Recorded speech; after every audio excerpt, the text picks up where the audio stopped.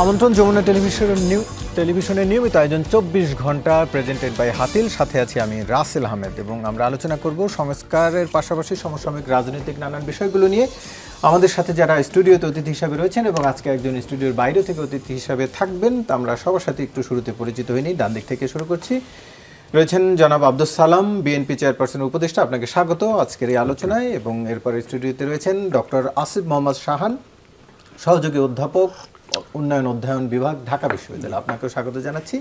এবং আমরা আশা করছি এরই মধ্যে যুক্ত হয়েছেন বা কিছুক্ষণের মধ্যে যুক্ত হবেন জনাব নিজামউদ্দিন আহমদ, সংসদ বিষয়ক গবেষক, সাবেক অধ্যাপক, লোক প্রশাসন বিভাগ, চট্টগ্রাম বিশ্ববিদ্যালয়, স্বাগত জানাচ্ছি তাকেও।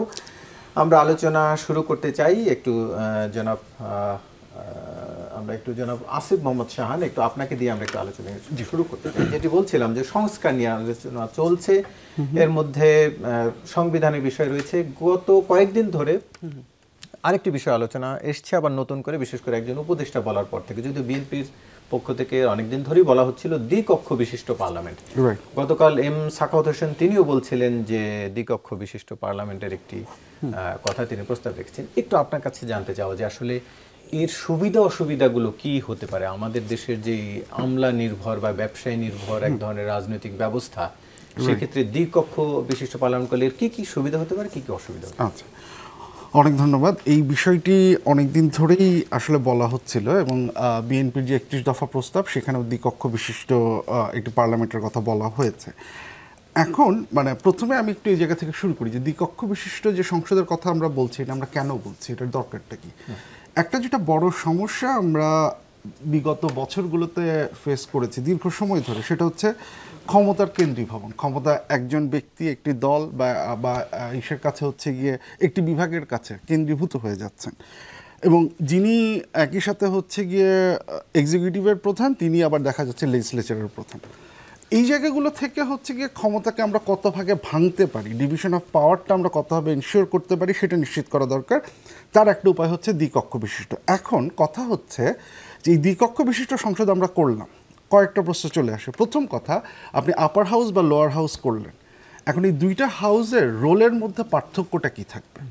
যেমন জিনিসটা যদি এরকম হয় যে আপনি আপার হাউস একটা করলেন, তাতে আপনি বিশিষ্ট ব্যক্তিবর্গকে রাখলেন, কিন্তু তাদের কোনো ধরনের লেজিসলেটিভ রোল আপনি দিলেন না, আইন পাশ করা বা নীতি নির্ধারণ, এই বিষয়ে হচ্ছে গিয়ে তাদের খুব একটা বক্তব্য নেই। ওভারসাইট বা হচ্ছে গিয়ে জবাবদিহিতা নিশ্চিত করার ক্ষেত্রে তাদের খুব একটা ভূমিকা নেই, তাহলে কিন্তু হচ্ছে গিয়ে ক্ষমতার যে বিকেন্দ্রীকরণের কথা আমরা বলছি, সেই ঘটনাটা ঘটবে না। আপনি যদি দ্বিকক্ষ বিশিষ্ট করতে চান, তাহলে জিনিসটা এরকম করতে হবে যে লোয়ার হাউসে যিনি থাকবেন বা লোয়ার হাউসে যারা থাকবে, তারা যে বিলটি দিচ্ছেন, আপার হাউসের সেই বিলের ব্যাপারে একটা বক্তব্য থাকতে হবে। সেটাকে তারা সংস্কার করতে পারবেন, সেটাকে পরিবর্তন করতে পারবেন, এবং কোনো একটা বিল পাশ করার ক্ষেত্রে দুটি হাউসেরই একমত হতে হবে। এরকম কোনো ব্যবস্থায় যদি আমরা যাই, তাহলে হচ্ছে গিয়ে দ্বিকক্ষ বিশিষ্ট যে ব্যবস্থাটি, সেটি কার্যকর হতে পারে। এখানে সমস্যার কথা চলে আসে। এমন যদি হয় যে দুটো হাউস একমত হতে পারছে না, একটা স্টেলমেট অবস্থার যদি সৃষ্টি হয়, তাহলে কি হবে?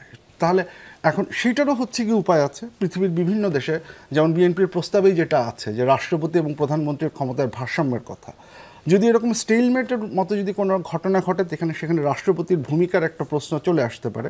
সেইভাবে হচ্ছে গিয়ে এটি নিশ্চিত করা যেতে পারে।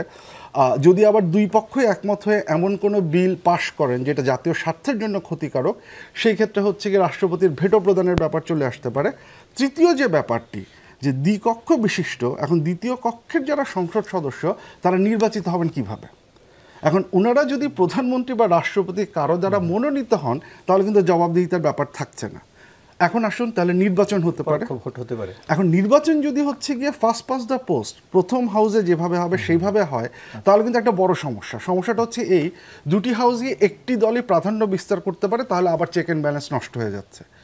এর বিপরীতে যদি এরকম হয় যে প্রথম কক্ষটি বা নিম্ন কক্ষটি হবে হচ্ছে গিয়ে সাধারণ নির্বাচনের মাধ্যমে, দ্বিতীয় কক্ষটি হবে প্রপোর্শনাল রিপ্রেজেন্টেশনের মাধ্যমে, তার মানে হচ্ছে একটি রাজনৈতিক দল টোটাল ভোটের যত % পেয়েছে, তারা হচ্ছে গিয়ে ততজন সংসদ সদস্য নিয়োগ দিতে পারবে। আমি একটু ব্যাখ্যা করি এটা কিভাবে কাজ করবে।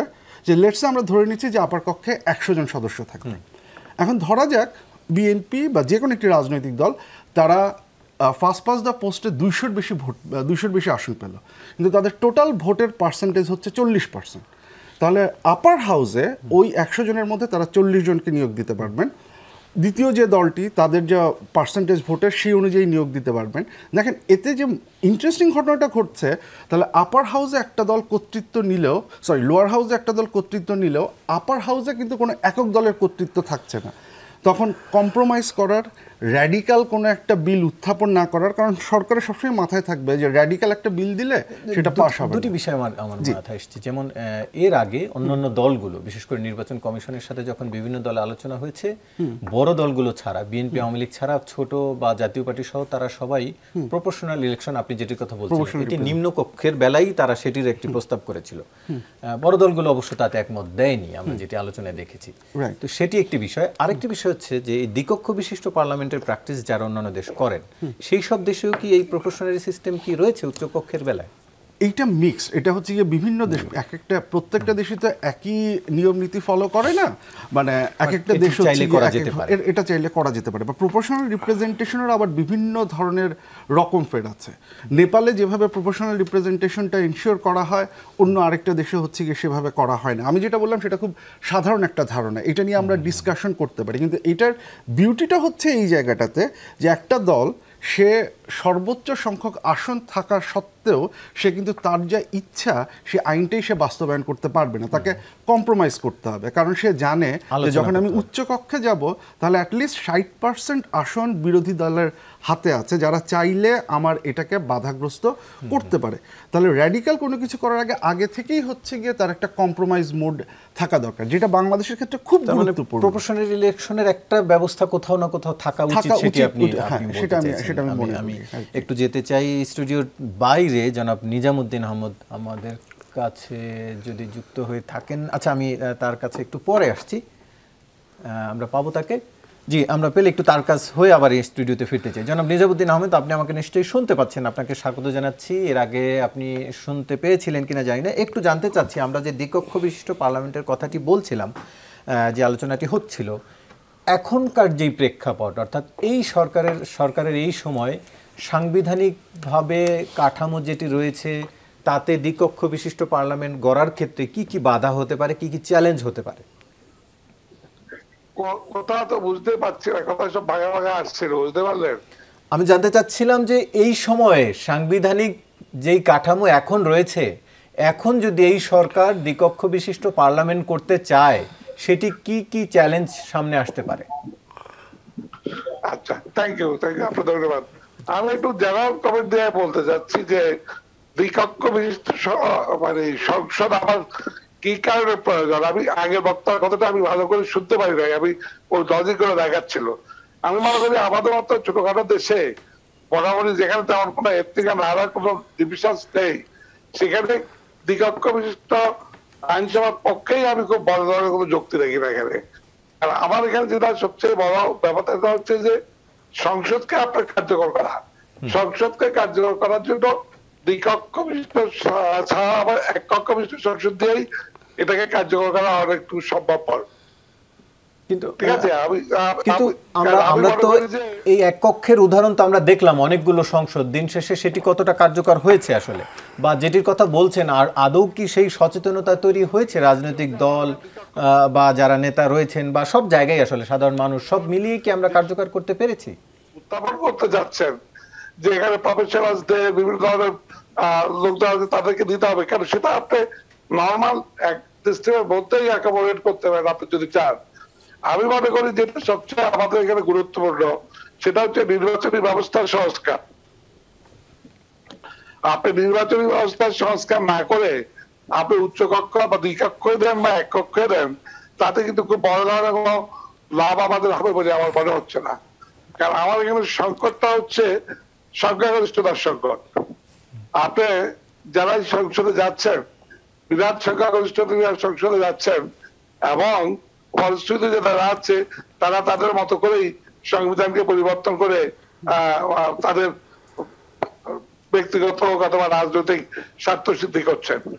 কাজে আমি মনে করি যে আমাদের যে দরকার নির্বাচন ব্যবস্থাকে আপনার যদি বর্তমান সিম্পল প্লুরালিটি থেকে যদি আমরা প্রপোর্শনাল সিস্টেমের দিকে যাই, সমানুপাতিকে, সেখানে গেলে আপনি যদি চান যে আপনার উইক সিস্টেমে যাওয়া যায়, আমাদের সিম্পল প্লুরালিটি এবং সমানুপাতিক দুটাকে কম্বাইন করে নির্বাচনী ব্যবস্থা সংস্কার করা যায়, এবং সেখানে আমরা যাদেরকে উচ্চ কক্ষে দিতে যাচ্ছি তাদেরকে অ্যাকোমোডেট করার সুযোগ আমার সেখানে থাকতে পারে। যেমন আপনি 300 সিট নর্মাল যেটা সিম্পল প্লুরালিটি দিলেন, বাকি 100 সিট আপনি প্রফেশনাল দিক থেকে যেটা বললেন উচ্চ কক্ষে আমরা যাদেরকে দিতে চাই তাদের জন্য আমরা বরাদ্দ রাখলাম যেটা প্রফেশনাল সিস্টেমে যাবে। তাতে করে আপনি দুটোকে কম্বাইন করার সুযোগ আপনার এখানের মধ্যে থাকে। আমি যদি আরেকটু পরিষ্কার করে জানতে চাই, আপনি বলতে চাইছেন যে এখন যে সংরক্ষিত আসন 50টি রয়েছে সেটিকে 100 করে সেখানে প্রপোর্শনালি সিস্টেম রাখার, নাকি এই যে এখন যে 300 আসন রয়েছে সেখানে একটি প্রপোর্শনালি ব্যবস্থা থাকুক, কোনটির কথা বলছেন? আমি মহিলাদের অংশটুকু বলছি না। আপনি সংসদ সদস্যের সংখ্যা বাড়িয়ে যদি প্রপোর্শনাল এবং সিম্পল প্লুরালিটি দুটাকে যদি কম্বাইন করেন, মনে করেন যে বর্তমান 300 সিট রেখে ওখান থেকে আপনি বরাদ্দ থাকে মহিলাদের জন্য, যেটা বলতেন সেটা আমি বলছি বাকি আরো 100 সিট। কারণ আপনি 1972 সালে যখন আমার বাংলাদেশের লোক সংখ্যা ছিল 7.5 কোটি, তখন আপনার 300 আসন ছিল। এখন 2024 53 বছর পরেও আপনি একই সংখ্যক সিট এরা খুব একটা ভালো মানানসই মনে হচ্ছে না মনে হয়। কাজে অটোমেটিকলি আমাদের সংখ্যা বাড়ানোর পক্ষে যথেষ্ট যুক্তি আছে। সেটাই বলছি যে আপনি যদি সংখ্যা বাড়িয়ে 100 সিট বাড়িয়ে যদি আপনি 400 সিটে যান, সেখানে আপনি 100 সিট যেটা আপনি উচ্চকক্ষে যাদেরকে দিতে চাচ্ছেন তাদের জন্য আপনি সমানুপাতিক ব্যবস্থার মাধ্যমে সেটা বন্দোবস্ত করা যেতে পারে, দুটাকে কম্বাইন করে। জি, বুঝতে পারছি। আপনি এই ব্যবস্থাকেই সংস্কারের কথা বলছেন। আমরা একটু আবার স্টুডিওতে ফিরতে চাই। জনাব আব্দুল সালাম, একটু আপনার কাছ থেকে জানতে চাইছিলাম যে অনেকদিন ধরেই এই দ্বিকক্ষ বিশিষ্ট পার্লামেন্টের প্রস্তাবের কথা বলে আসছে বিএনপি, কিন্তু যেটির কথা আমি শুরুতে তাকে জানতে চাচ্ছিলাম যে এখনকার যে চিত্র সংসদে যেটি আমরা দেখছি, এর মধ্যে একটি বড় অংশ থাকছেন ব্যবসায়ী, বড় অংশ থাকছেন আমলা। যদি দ্বিকক্ষ হয় সেক্ষেত্রে সেটি প্রপোর্শনালি ব্যবস্থা হোক কিংবা পরোক্ষ ভোটের মাধ্যমে হোক, দিন শেষে ওই তাদের নির্বাচিত প্রতিনিধিদের দ্বারাই আসবে। সেই ক্ষেত্রে কি আরও আমলা নির্ভর হয়ে পড়বে না, যেটি এখন আমলাদের একটা এটি এক ধরনের সংকট হিসেবে দেখা হচ্ছে? আপনাকে ধন্যবাদ। আমার সাথে সহ অভিজ্ঞ দুজন আলোচক, তাদেরকে ধন্যবাদ জানাই। শোনেন, অ্যাকচুয়ালি আমলা নির্ভর যাতে না হয় বা ব্যবসা নির্ভর যাতে না হয়, ব্যবসায়ী নির্ভর আর কি যাতে না হয়, সেই কারণেই তো আজকের এই প্রস্তাবটা রাখা। অর্থাৎ আজকে কি সব ব্যবসায়ীরা হয়ে গেছে পার্লামেন্ট মেম্বার, টাকা আছে, কালো টাকা, বা সেটার জোরে তারা এসে গেল। কিন্তু তারপরে একজন গায়িকা, তার অন্য আর কিছু দরকার নাই, সংসদে এসে একটা গান গাইতে পারলো, হয়ে গেল। অর্থাৎ এটার জন্য যদি আমরা সত্যিকার অর্থে যে রাজনীতিবিদ যারা আছে, রাজনীতিতে যারা কন্ট্রিবিউট করতে পারে, তো যখন আমরা দ্বিকক্ষ বিশিষ্ট করলে তখন হবে কি যে এটা সেপারেট হয়ে যাবে। রাজনীতিতে যারা সম্পৃক্ত আছে তাদের জন্যই সেটা, আর আরেকটা যদি আমরা যে আমাদের প্রফেশনাল যারা আছে তাদের জন্যই আমরা সেটা রাখলাম। অর্থাৎ প্রফেশনাল মনে আজকে ব্যবসায়ী প্রতিনিধি, তাই না? ব্যবসায়ীদের তো বিভিন্ন অর্গানাইজেশন আছে, তাদের থেকে তো ইলেক্টেড আছে, সেখান থেকে প্রতিনিধিরা আসতে পারে। আজকে ইঞ্জিনিয়ার্স, তাদের থেকে আসতে পারে, শিক্ষক, সাংবাদিক, অর্থাৎ প্রত্যেকটা প্রফেশন থেকে। এটা হলো যে মেধার, এটা মনে করো যে ওই লাইনে যে এক্সপার্ট, যে মেধা আছে, সে কন্ট্রিবিউট করলো জাতির পুনর্গঠনে বা জাতির যে কোনো কর্মসূচিতে, সে তার বক্তব্যটা সে সেখানে উপস্থাপন করতে পারলো। এবং সেটা কি কেবল মতামত দেবে নাকি রোলও থাকবে তাদের, যেটির কথা সেটা আলোচনা হতে পারে। এটা যেটা ভাই দুইটা, যেটা হলো যে আজকের তাদের ক্ষমতা কি হবে, কি প্রক্রিয়াতে হবে, এটা তো আজকের কেয়ারটেকার গভর্নমেন্ট বিভিন্ন পলিটিক্যাল পার্টির সাথে আলোচনা করে, ইভেন বিভিন্ন এক্সপার্ট যারা আছে এই লাইনে তাদের সাথে আলোচনা করে একটা জায়গায় আসতে পারে। আমরা যদি শুরু করি প্রথমে একেবারে সব হয়ে যাবে সেমন তো কোনো কথা নেই। আমরা মনে হয় যে আমরা যদি শুরু করি তাহলে আজকে সংসদটা যেভাবে শুধু ব্যবসায়ী নির্ভর হয়ে গেছে, আজকে আমলা নির্ভর হয়ে গেছে, সেখান থেকে মুক্ত করা সম্ভব হবে এবং সেটাকে অনেকটা কার্যকর করা সম্ভব হবে। আর আরেকটা হলো সবচেয়ে বড়, যেটা আমার ভাই যেটা বললেন শিক্ষক ইসের থেকে, চিটাগাং থেকে, যে সংকট, আসলে সংকটটা তো হলো নিরপেক্ষ নির্বাচন। অর্থাৎ একটা ফেয়ার নির্বাচন হচ্ছে না বাংলাদেশে। গত 3টা নির্বাচন বা গত 2টা নির্বাচন যেটা হয়েছে, এটা কোনো নির্বাচন হয়নি, মানুষ কোনো ভোট দিতে পারে নাই। এটাকে কনফার্ম করা, তো এটাকে কনফার্ম করার জন্য তো অলরেডি আমরা আলোচনা করছি বা আমাদের পক্ষ থেকে প্রস্তাব আসছে, বা এই আওয়ামী লীগের বিদায় নেওয়ার আগে মোটামুটি সব বিরোধী দলই একমত হয়েছে যে নির্বাচনকালীন একটা নিরপেক্ষ সরকার দরকার। তো এটা এই ব্যাপারে তো কোনো দ্বিমত নাই। আর একটা যদি আমরা আমরা কিভাবে জবাবদিহিতায় আনতে পারি, অর্থাৎ ইচ্ছা মাফিক করে গেল, যখন প্রধানমন্ত্রী এটা বললো এটাই হয়ে গেল।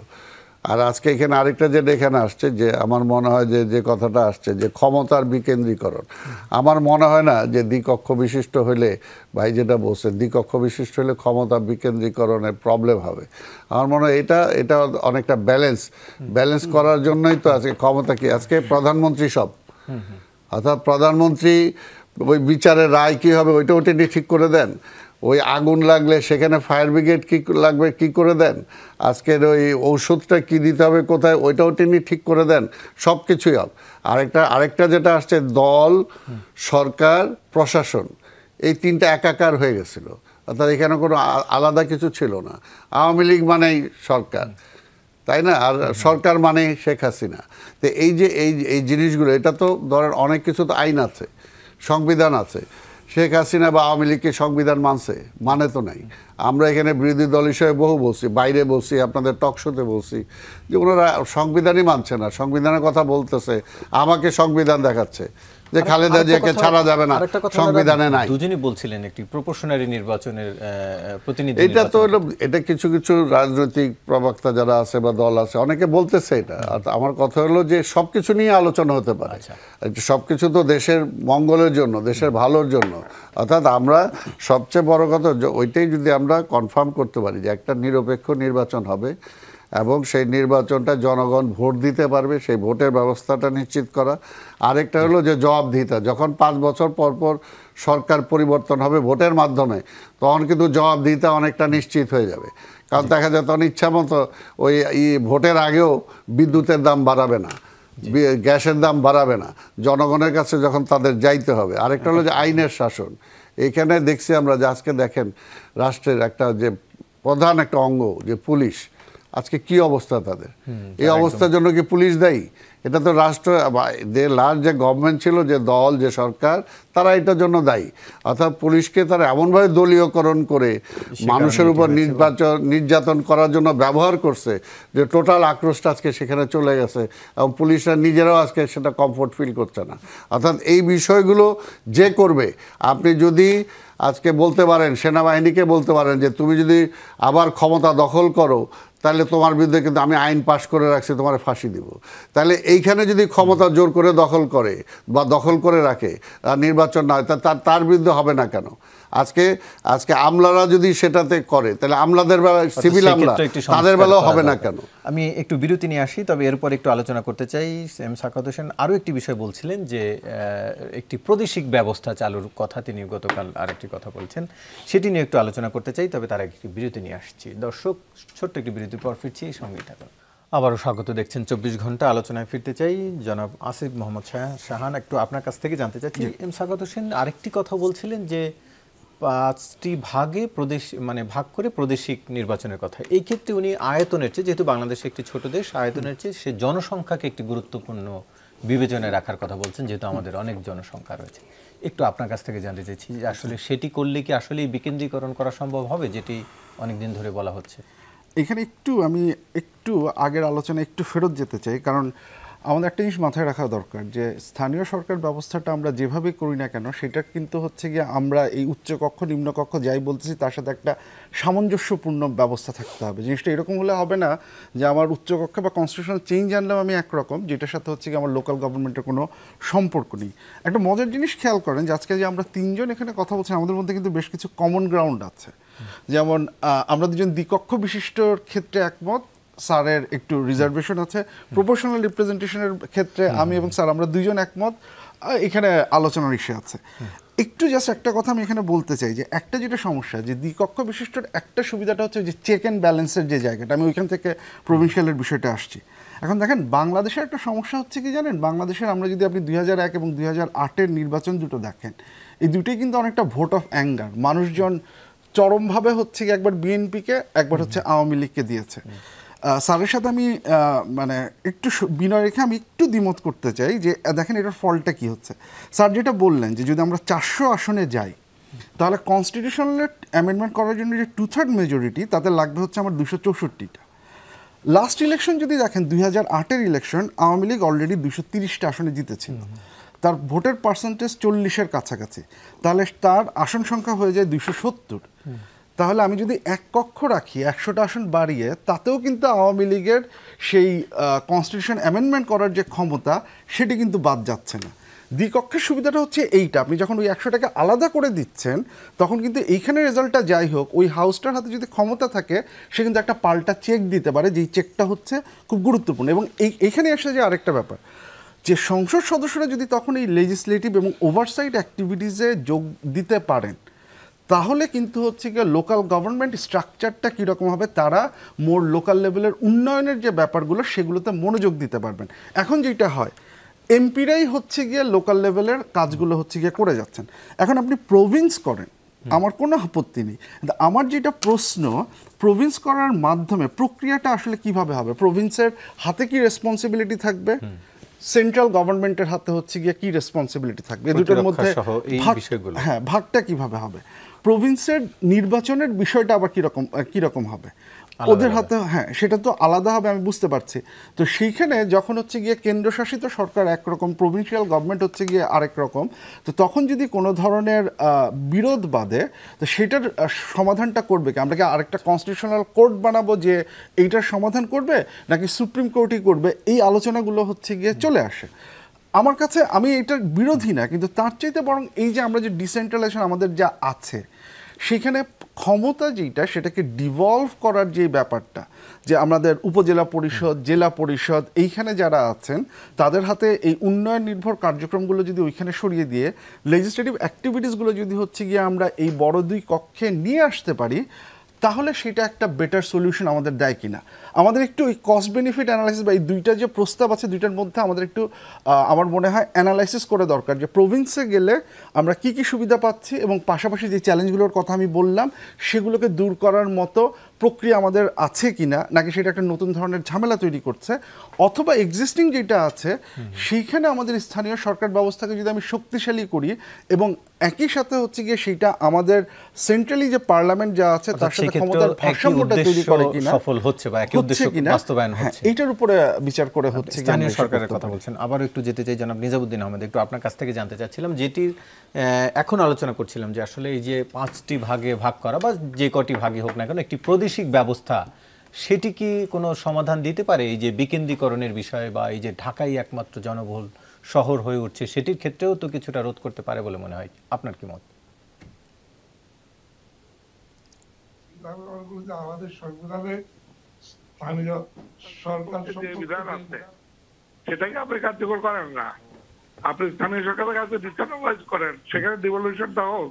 আপনার তো দরকার নাই আর প্রদেশ, আপনি প্রদেশ বানাবেন, 10 বছর পরে এক এক প্রদেশ হবে, এক একটা রাষ্ট্র হবে, তখন আপনি কি করবেন? যেখানে একদম যে সেন্ট্রিফিউগাল টেন্ডেন্সি যেটা বাড়বে, সেজন্য আমি মনে করি যে আমাদের বর্তমান সংবিধানে স্থানীয় সরকারের সম্পর্কে যে বিধান আছে সেটাকে আর একটু ব্রডেন করে আপনি স্থানীয় সরকারের হাতে সত্যিকার ক্ষমতা বিকেন্দ্রীকরণ করেন। এমপিদেরকে বা তাদেরকে কোনোভাবেই স্থানীয় প্রশাসনের সাথে সম্পর্কিত রাখবেন না। এটা তো অলরেডি আমাদের মধ্যে একটা কনসেন্সাস আছেই যে বিভিন্ন সিভিল সোসাইটি থেকে সব জায়গায়, যে এটা খুবই খারাপ জিনিস, কিন্তু বিএনপি এবং আওয়ামী লীগের বিপক্ষ এই ব্যাপারে একেবারে পুরোপুরি একমত।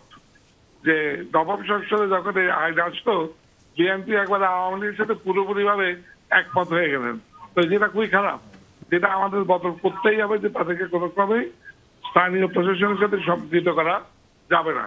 আমি মনে করি আপনার স্থানীয় সরকারকে বিকেন্দ্রীকরণ করে আরো রেভলিউশন যে আমরা বলছি ক্ষমতা স্থানীয় সরকারের হাতে দিয়ে তাদেরকে রাজার দেন, উপর লেভেলের সেন্ট্রাল গভর্নমেন্টের থেকে প্রার্থী ক্ষমতা যেগুলো আছে সেখান থেকে কিছু কিছু জিনিস স্থানীয় সরকারকে দেন, অটোমেটিক একটা সিস্টেম ডেভেলপ করবে।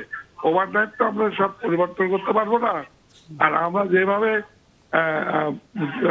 স্ক্রুটিনি করা শুরু করছি তাতে মনে হচ্ছে যেন পুরো সিস্টেমটাকে চেঞ্জ করার প্রশ্ন দাঁড়িয়ে যাবে, যেটা অনেকটা অসম্ভব।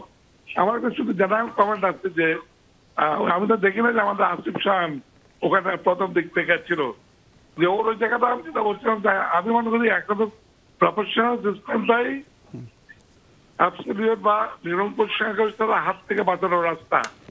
কারণ আপনি কেয়ারটেকার গভর্নমেন্ট দিয়েও 2/3 মেজরিটি রোখাতে পারেন নাই, 2001-এ হয় নাই, 2008-এও হয় নাই। কিন্তু আপনি যেটা করতে পারেন যে প্রফেশনাল সিস্টেমের মাধ্যমেই আমার রাস্তাটা, কারো পক্ষে 50% ভোট পাওয়ার সুযোগ নেই, রেকর্ড যেটা বলে খুব রেয়ার কেস যেটা হয়। কাজে আপনার মানে সংবিধানকে কথায় কথায় পরিবর্তন করার যে প্রবণতা আমাদের কাছে চলে আসছিল, সেটাকেই আপনি, আমি তো পিছনে ওই জন্য বললাম প্রফেশনাল সিস্টেম, যেটার মাধ্যমে আপনার রোখানোর একটা বড় ধরনের রাস্তা আছে। এর থেকে আরো বড় একটা সুবিধা যেটা বলতে যাচ্ছি, যে আপনি প্রফেশনাল সিস্টেমে গেলে বিরোধী দল পাবেনই। জি, বুঝতে পারছি আপনি প্রপোর্শনাল নির্বাচন এবং স্থানীয় সরকার ব্যবস্থাকে আরো শক্তিশালী করার কথা বলছেন। একটু যেতে চাই জনাব আব্দুল সালাম, একটু আপনার কাছ থেকে জানতে চাচ্ছি যে আরেকটি বিষয় নিয়ে আলোচনা হচ্ছে যে একাধিক দিনে নির্বাচন, একদিনে না হয়ে একাধিক দিনে যদি হয় সেটিরও এক ধরনের আলোচনা হচ্ছে, এবং পাশাপাশি এই যে প্রাদেশিক নির্বাচন, দুটি নিয়ে একটু আপনার বা আপনাদের মতামত জানতে চাই। আমার মনে হয় না যে একাধিক দিনে নির্বাচন হলে বর্তমান যে অবস্থা এর চেয়ে ভালো হবে। চ্যালেঞ্জ কমছে না, মানে আইন শৃঙ্খলা রক্ষাকারী আইন শৃঙ্খলা রক্ষা করা বাংলাদেশে, যেটা বললাম যে প্রথমত হলো যে গভর্নমেন্টটা যদি নিরপেক্ষ থাকে আর সে যদি প্রধানমন্ত্রী হবে না তার মাথায় এটা থাকে, তাহলে অটোমেটিক্যালি নিচের যারা আছে তারা সেখানে ভালো কাজ করার চেষ্টা করবে। এখানে যেহেতু উপর থেকে কি চায় উপর সেদিকে তাকায় থাকে, কাজে সেখানে তো ওই কারণেই নির্বাচনটা ঠিক মতো হয় না। তো কাজে আমার মনে হয় ওইটা কোনো মেজর ইস্যু না। মেজর ইস্যুটা হলো যেটা বললাম যে প্রথম যেটা হয়ে গেছে, এটা তো আছেই, যে আমরা যদি ওইটা একমত হই যে নির্বাচনকালীন একটা কেয়ারটেকার গভর্নমেন্ট থাকবে, এটা অর্ধেক প্রবলেম সলভ হয়ে যাবে, অর্ধেক। তখন দেখবেন নির্বাচন কমিশন বলেন, পুলিশ বলেন, ওই ডিসিএসপি বলেন, তখন আর ওইটার মধ্যে অতটুকু থাকবে না, প্রভাবান্বিত হবে না। আর এখানে আমার মনে হয় আমার দুই ভাই যেটা আলোচনা করছেন, আমিও এটার সাথে একমত যে আসলে আপনার এখানে সেন্ট্রাল গভর্নমেন্ট এত মানে লোকাল গভর্নমেন্টকে একেবারেই কোনো এখানে ফাংশনিং রাখে না এবং কাজই করতে দেয় না, এবং সব কিছু তারা সেন্ট্রাল গভর্নমেন্টই করতে চায়, এবং যে কারণে এবং এখানে আমলা নির্ভর, এখানে অ্যাবসলিউটলি যেটা মনে করেন যে প্রশাসনকে করার জন্য যে উপজেলা যেটা হয়েছিল, আমরা কি উপজেলাটাকে ইফেক্টিভলি করতে পারি নাই তো। এটা পাওয়ার ফাংশন সব কিছু সিজ করে এটা এমপির হাতে আমরা দিয়ে দিছি, এবং এগুলো দেওয়ার কারণে হয়েছে কি যে আজকে নীতি নৈতিকতা, অর্থাৎ এমপি যখন একটা গমচোর হয়, এমপি যখন একটা প্রজেক্টের টাকা নিয়ে চিন্তা করে, তখন অটোমেটিকলি ওই সুযোগটা থাকলে সে সেটা করবেই। তো কাজে ওইখান থেকে আইনগতভাবেই তাকে দূরে রাখা, অর্থাৎ আমি মসজিদের ইমামকে যদি সুযোগ রাখি যে সে কীভাবে মানে অন্য এতে টাকা কামাবে, তাহলে তো সেটা একটা পর্যায়ে যে অনেক বেশি অ্যামাউন্ট জন্য হবে করতে পারে, কিন্তু ওইটা থেকে দূরে রাখাটাই হলো আমার জন্য শ্রেয়।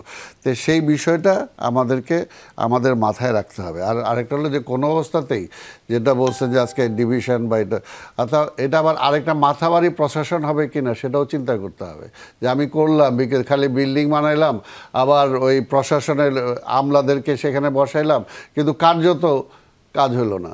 তো কার্যত কাজ আমি যদি এখনই উপজেলা, ইউনিয়ন পরিষদ, আজকে ওই যে সমস্ত মেয়র বা আদার্স যেগুলো আছে, এগুলোকে যদি এফেক্টিভলি করতে পারি তাহলে অনেকটা হয়। আর আরেকটা হলে এটা তো আমরা এর আগেও করতে পারি যে বিচার বিভাগকে বিকেন্দ্রীকরণ করা, সেটাও তো আমাদের পক্ষে সম্ভব হয় না, কারণ স্বাভাবিকভাবে হাইকোর্ট বা সুপ্রিম কোর্টের লোকজনরাও সেইভাবে সেটাকে চায় নাই। তা এখন সব কিছুই একসাথে করতে গেলে আমার ওই যে যেটা বলছে উনি, এটা আমি একমত যে আসলে সব কিছু আপনি এখন করতে চান না, সব কিছু এখানে করতে চাইলে দেখা যায় সব হজবরল অবস্থা হয়ে যাবে। এই কেয়ারটেকার, আমি বারবার যেটা বলতেছি যে এই কেয়ারটেকার গভর্নমেন্ট তার কার্যবিধি তৈরি করা দরকার, ইমিডিয়েট করা দরকার, এবং এটা করে রাজনৈতিক দলগুলোর সাথে আলোচনা করা দরকার যে আমি এই কাজগুলো আমার করা দরকার। তখন সবাই মিলে ডিসকাস করুক যে আজকে নির্বাচন পর্যন্ত ওনার এই কাজগুলো হবে, নির্বাচনের পরে পরবর্তী যে নির্বাচিত সরকার আসবে তারা সেই কাজটা করবে। আর এখন যদি সব কাজ যদি এই গভর্নমেন্ট করতে চায় তাহলে দেখা যাবে আলটিমেটলি কোনোটাই হবে না। এখন টার্গেটটা হবে যে আজকে আজকে যে টাকার যে অর্থনীতির যে ধস নামছে এটাকে কিভাবে কাভার করা যায়, তাদেরকে কিভাবে ধরা যায় আগামী নির্বাচনের মাধ্যমে। আমরা সেটি নিয়ে একটু আলোচনা করতে চাই, কতটা সহায়তা করছে মাঠ পর্যায়ে আপনাদের নেতাকর্মীরা সেটি নিয়েও, কারণ আমরা বিভিন্ন জায়গায় প্রতিদিনই খবরের কাগজে নানান ধরনের খবর দেখছি, বিভিন্ন জায়গায় দখল, মামলা নিয়ে আতাত এসব বিষয়গুলো, সেটি নিয়ে একটু আলোচনা করতে চাই। তবে তার আগে একটি বিরতি নিয়ে আসতে চাই। দর্শক, ফিরছি কিছুক্ষণের মধ্যেই, সঙ্গেই থাকুন। আবারও স্বাগত, দেখছেন 24 ঘন্টা। আবারও ফিরতে চাই জনাব আব্দুল সালাম, একটু আপনার কাছে জানতে চাই, যেটি বলছিলাম যে বিভিন্ন জায়গায় আমরা সারা দেশ থেকে বিভিন্ন ধরনের খবর পড়ে হচ্ছে। আজকে যমুনা টেলিভিশনে একটি প্রতিবেদন ছিল এমন যে ময়মনসিংহের 3 শিক্ষার্থী হত্যার ঘটনায় 5ই আগস্টের সেই সময়কার প্রকৃত যারা অপরাধী আসলে গুলি করেছিল বা জড়িত ছিল নির্দেশে, আওয়ামী লীগ এবং পুলিশদেরকে আড়াল করে তাদের সাথে আতাত করে একটি মামলা করেছে, 2টি মামলা হয়েছে, এবং এই মামলাটি করেছে বিএনপির স্থানীয় নেতা, এবং সেখানে আতাত হয়েছে আওয়ামী লীগ এবং পুলিশের সাথে। তাহলে এখন এই যে স্বৈরাচারের দোষর খোঁজা হচ্ছে বা প্রশাসনে যারা সহায়তা করছে বলেই তো দোষর বলা হচ্ছে, যারা এই যে এখন সহায়তা করছে তাদেরকেও কি আমরা দোষর বলতে পারি? সারা বাংলাদেশে মামলা কতগুলো হয়েছে? অনেক। আপনি একটা বললেন যারা সহায়তা করছে, এজন্য আমি যারা বলছি। তো তার মানে এটাই টোটাল না, বিচ্ছিন্ন। এরকম তো কিছু ঘটনা ঘটতেই পারে। আর আওয়ামী লীগের স্বৈরাচারের আমলে কি হয়েছে? সকল মিথ্যা মামলা হয়েছে। মনে করেন আজকে তাদের পতনের কয়েকদিন আগেও যেটা হয়েছে যে অমুক জায়গায় এটা হয়েছে, জ্বালানো হয়েছে, অমুক জায়গায় গুলি মারা হয়েছে, আমাকে মনে করেন আমাকেই হত্যা মামলা আসামি করা হয়েছে। এটা কি ঠিক হয়েছে? অর্থাৎ এগুলো সময় লাগবে, তবে এগুলো কোনোভাবে আমরা সাপোর্ট করতে পারি না। আমরা চাই, যেটা দলের পক্ষ থেকে কিন্তু ক্লিয়ার আমাদের বলা হয়েছে যে এটা আমরা যেখানে যা ঘটছে সেটাই হবে, এবং যারা অন্যায় করছে, অপরাধ করছে, তাদের বিচারের আওতায় আসবে। কিন্তু আমি এক মুহূর্তে যদি মনে করি যে সব ঠিক হয়ে যাবে, সেটা তো হবে না। কিছু কিছু বিচ্ছিন্ন ঘটনা তো ঘটবেই। আওয়ামী লীগের 15 বছরে প্রতিদিন কি এরকম মামলা হয় নাই? অন্যায় মামলা হয়েছে না? তাহলে হয়েছে তো। অর্থাৎ এটাকে উদাহরণ হিসাবে টানার কোনোই না যে এটাই এক্সাম্পল, যে এটাই হচ্ছে। এটাকে করে এখানে আতঙ্কিত করে ফেলা জাতিকে, যে সব বোধহয় শেষ হয়ে গেল, বিপ্লব বোধহয় শেষ হয়ে গেল, ওগুলোকেই করার জন্য আরো অনেক কাজ আছে। উদাহরণ এরকম আরো আছে। চট্টগ্রামে এসালমের গাড়ি নিয়ে যেটি ঘটলো, সেটি নিয়েও ঘটলো, এবং আরো অনেক জায়গাতে রয়েছে আরো বেশ কিছু। মনে করেন বিএনপির আমলে বিএনপির করা অনেক রাষ্ট্রীয় প্রতিষ্ঠান সাইনবোর্ড চেঞ্জ হয়েছে না? তো সেটা কি? সেটা অন্যায় বলেই 5 আগস্ট সেটা অন্যায়। তো সেটাই, সেজন্যই তো এই জন্যই বললাম যে এগুলো অন্যায়। যেটা হয়েছে ওইটা তো বললাম যে অনেক ঘটনার মধ্যে একটা ঘটনা, আবার সেগুলোর মধ্যে অনেকের ব্যাখ্যাও আছে। তো কাজে এগুলো কোনোটাকেই আমরা প্রশ্রয় দিচ্ছি না, আবার কোনোটাকেই আপনারা এখানে টোটাল মানে দলের এক্সাম্পল অর্থাৎ শেষ হয়ে গেল। বা অনেকের আছে না যে এই বিএনপি কি করলো রে ভাই? বিএনপি 17টা বছর মানে যে অবস্থা এখনো। আমি তো নিজেরটাই বললাম যে আজকে যদি এই ঘটনা এইটা অভ্যুত্থানটা না হইতো, তাহলে তো আজকে এখানে আপনি আমাকে পাইতেন না তো। কারণ আজকে দেখা যেত এর আগেও চড়াই উতরার মধ্যে বারবার হয়েছে মামলা, বেল টেল নেওয়ার পরে তারপরে একটা পর্যায়ে হয়তো আবার আসতে পারছি। আর এখন তো এবার সব হত্যা মামলা সব আমাদেরকে দিচ্ছে। এখন কি তাহলে সেটির প্রতিশোধ নিচ্ছে? না, প্রতিশোধ না, আইনের শাসন। এটা প্রতিশোধ বলবেন না, আইনের শাসন। অর্থাৎ আমরা যেটা চাই যে আইনের শাসন। আমি যদি অপরাধ করি আমার বিচার হবে, কিন্তু সেই বিচারটাই ছিল না এতদিন। এখন এখানে কিছু কিছু লুফল হয়তো আমাদের অনেক জায়গায় হয়েছে না, যে হয়তো দেখা গেছে যে আমাদের লোকও 2-1 জায়গায় আসামি হয়ে গেছে, হয়তো ইন্টেনশনালি হয়েছে বা কেউ ভুল করে করছে না। অর্থাৎ এগুলো সব কিছু তো আমরা ওই যে একটু আগে যেটা বললাম যে আমরা নীতি নৈতিকতার আদর্শের চরম একটা অবক্ষয়ের জায়গায় নিয়ে আজকে লাস্ট সরকার আমাদেরকে ঠেলে দিছিল, বাধ্য করছিল। আজকে মাথা থেকে নিচ পর্যন্ত মিথ্যা কথা বলতে হয়েছে। আজকে ডিসি বলেন, এসপি বলেন, মানুষ বলেন, ব্যবসায়ী বলেন, মিথ্যা বলা ছাড়া তার কোনো উপায় ছিল না, বেঁচে থাকার উপায় ছিল না। কেউ বুকে হাত দিয়ে বলতে পারবে যে মিথ্যা কথা একটা আজকে এটা কোনো হয়? মনে করেন যে হাসিনা পালাইছে, আওয়ামী লীগ পালাইছে, বাইতুল মোকাররমে খতিবও পালাইছে। তার মানে এটা কি? তার মানে সে অন্যায় করছে, সে অপরাধ করছে এবং সেই অপরাধটা আমি বলতেও পারি এখানে যে সে কী অপরাধ করছে, এই জন্য সে পালাই গেছে। অর্থাৎ এমন একটা পর্যায়ে রাষ্ট্রটাকে নিয়ে গেছিলো। তো কাজে আমি যদি মনে করি এখানে এটা হাসিনা পালানোর সাথে সাথে সব কিছু ঠিক হয়ে গেছে, এখন আর কোনো অন্যায় হবে না, কোনো অপরাধ হবে না, এটা তো আমি স্বাধীন মুক্তিযুদ্ধের সময় 71 সালে চিন্তা করতাম, যুদ্ধকালীন সময়, যে কবে দেশ স্বাধীন হবে, ঢাকায় ফিরে যাব, আর পল্টন ময়দানে জনসভা দরকার হবে না, আর ঢাকা শহরে কোনো মিছিল হবে না, ঢাকা শহরে মিছিলে কোনো গুলি হবে না। সেই 71 সালে চিন্তা করছি, কিন্তু হয়েছে সেটা? দেশ তো স্বাধীন করছি, হয়তো নেই। তো কাজে এগুলো পারফেক্ট হয়ে যাবে সব কিছু, এটা সময় দেন। আজকে গভর্নমেন্ট আসছে একটা নতুন, এখন পর্যন্ত তারা তো সব কিছুই মানে করতে পারতেছে না। তো কিছু কিছু ত্রুটি থাকবে, এইটা এক্সাম্পল দিয়ে এখানে সব হয়ে গেল, সব চলে গেল, শেষ হয়ে গেল, বিএনপি কি জানি কি হয়ে গেল। আরে বিএনপি কি হয়েছে রে ভাই? বিএনপি কি ক্ষমতায় চলে আসছে না, ক্ষমতায় শোনো, বিএনপি তো ক্ষমতায় আসে না এখন। বিএনপি ক্ষমতায় আসলে তো চেঞ্জ অন্যরকমই হতো, তাহলে তো এখন দেশে এই কিছুদিনের মধ্যে আরো অনেক পরিবেশ চেঞ্জ হয়ে যেত। আমরা যেমন আজকে আমাদের একটি অনুসন্ধানী প্রতিবেদনে দেখা গেছে ঢাকার বিভিন্ন সড়কে, তারপরে ময়লা পরিবহন, বিভিন্ন জায়গায় আগে যারা চাঁদা নিত, চাঁদা সবখানে হচ্ছে, কেবল চেহারাগুলো চেঞ্জ হয়ে গেছে। না, এটা ঠিক না, চাঁদার অনেক কমে গেছে। আজকে যেগুলো যেভাবে একটা মানে চাঁদার যে প্রচলনটা ছিল, হয়তো 100% কমে নাই, কিন্তু অনেক কমে আসছে। আর আরেক যেটা হলো যে পুলিশ বলেন, আওয়ামী লীগ বলেন, ছাত্রলীগ বলেন, অমুক বলেন, আগে তো চাঁদার একেবারে ট্রেন্ড ছিল। জি, আমি একটু যেতে চাই জনাব নিজামুদ্দিন আহমেদ, একটু আপনার কাছ থেকে জেনে আসতে চাই, যেই উদ্দেশ্য নিয়ে সম্মিলিতভাবে এরকম একটি 5 আগস্ট ঘটলো, এখনকার যে সংস্কার বা পরিবর্তনের কথা বলছি, সেই পরিবর্তনে কতটা সম্মিলিত প্রয়াস পাওয়া যাচ্ছে বলে আপনি মনে করছেন? আমরা আসলে এখন এগুলো জানার চেষ্টা কম করছি, কারণ এখন অনেকটা দলীয় লাইন এই কথাবার্তা চলছে যে সংস্কারের সরকার শুরু করছেন, আমার খুব প্রশংসনীয় বেশ কিছু সংস্কার সেখানে চালু করছেন, বিশেষ করে অর্থনৈতিক ক্ষেত্রে যে সংস্কারগুলো সেগুলো অত্যন্ত গুরুত্বপূর্ণ এবং সেগুলো মিনিমাম কিছু ফল অলরেডি আমরা দেখছি চলে আসতো।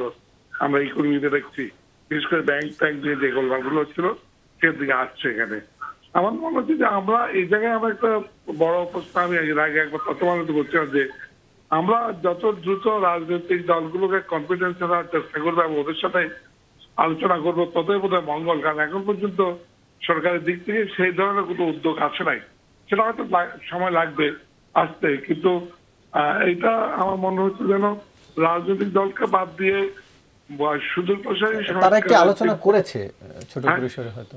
হ্যাঁ, যেটা হচ্ছে আমাকে এটা খুবই প্রাথমিক, একেবারে প্রিলিমিনারি। আমার মনে হচ্ছে না যে খুব বড় ধরনের ওভারঅল গভর্নেন্স প্রসেস নিয়ে আপনি আলোচনা করছেন।